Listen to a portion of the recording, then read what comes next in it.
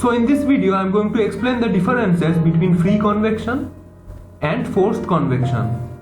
So the first point under free convection is, so motion within a fluid caused due to density variations is called free convection. So let's try to understand this free convection. So I will take a chamber which is filled with air. So this is my chamber. The air molecules are denoted with these white dots.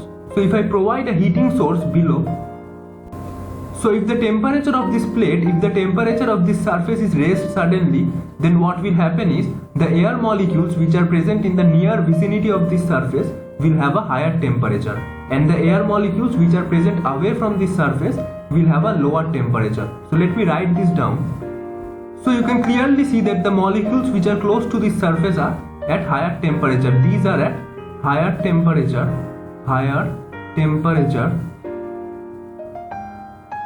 and the molecules which are away from the plate, the molecules which are away from the heated plate are at a lower temperature, So now what will this mean physically? So these higher temperature molecules will have a lower density,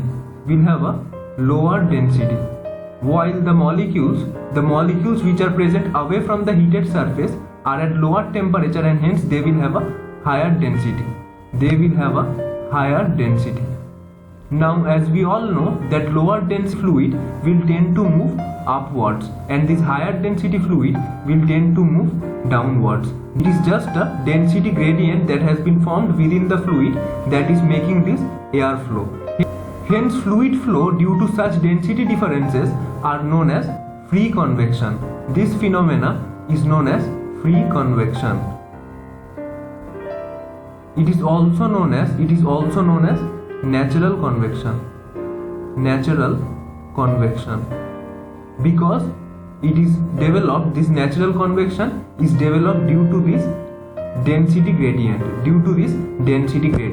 So I hope this free convection part is clear. Now I will explain what is forced convection. So for forced convection, motion within a fluid caused due to an external agent like a blower for a gas or a pump for a liquid is called forced convection. So for forced convection, an external agent is responsible for creating the motion within a fluid. For a gas it is a blower, and for a liquid it is a pump. Now we will move on to quantifying this free convection and forced convection. In order to do so, I will introduce a new number which is known as the Grashof number. So the Grashof number divided by Reynolds number whole square, if this entire term is greater than 1,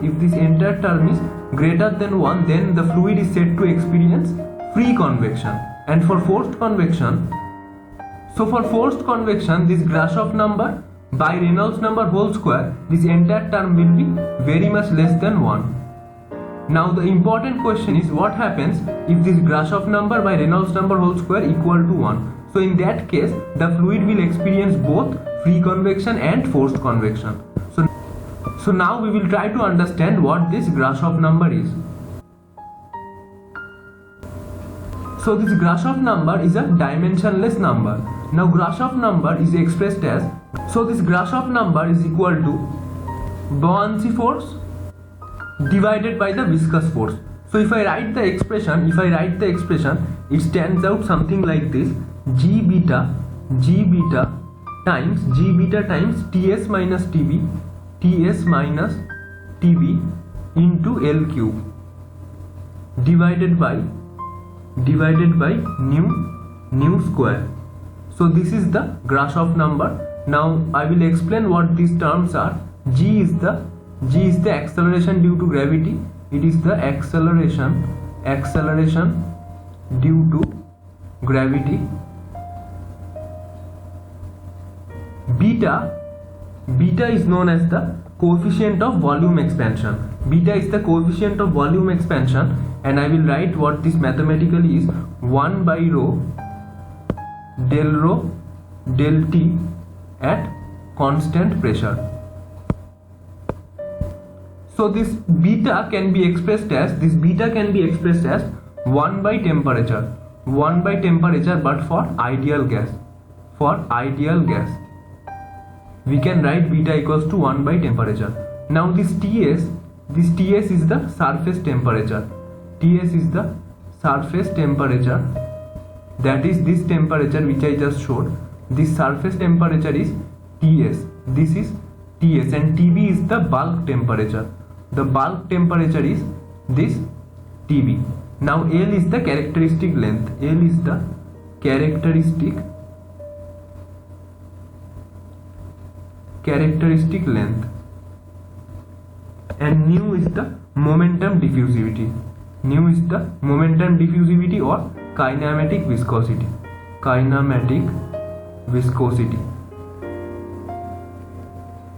So this was all about Grashof number. Now I will explain this Reynolds number.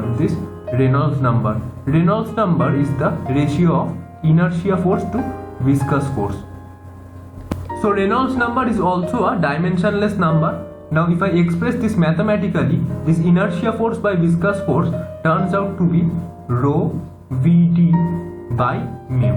Rho Vd by mu. Rho is the density, V is the velocity, D is the diameter, and mu is the dynamic viscosity. Can be also be said as the equivalent diameter.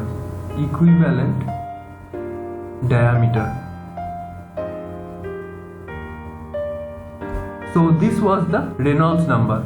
Now this ratio, Grashof number by Reynolds number whole square, is the measure of the free convection to forced convection. What I am trying to say is, if the fluid motion is dominated by buoyancy force, then it is expected to have free convection. So let me write this down. So free convection, it is dominated by the buoyancy force, and for forced convection, it is dominated by the inertia force. So this was the third difference. So the fourth point says that the Nusselt number for free convection is a function of only Grashof number and Prandtl number. I will explain these terms, but let me write for the forced convection too. So for forced convection, Nusselt number is a function of only Reynolds number and Prandtl number. So this might be clear that for free convection, the Nusselt number depends on Grashof number and Prandtl number. No Reynolds number is involved because we are not using any pump or blower for free convection. But for forced convection, as the inertia force plays an important role, so the Nusselt number will be a function of Reynolds number and Prandtl number. Now the thing is, you might be wondering what this Nusselt number is. So Nusselt number is equal to HL by K. HL by K, where H is the heat transfer coefficient, L is the characteristic length,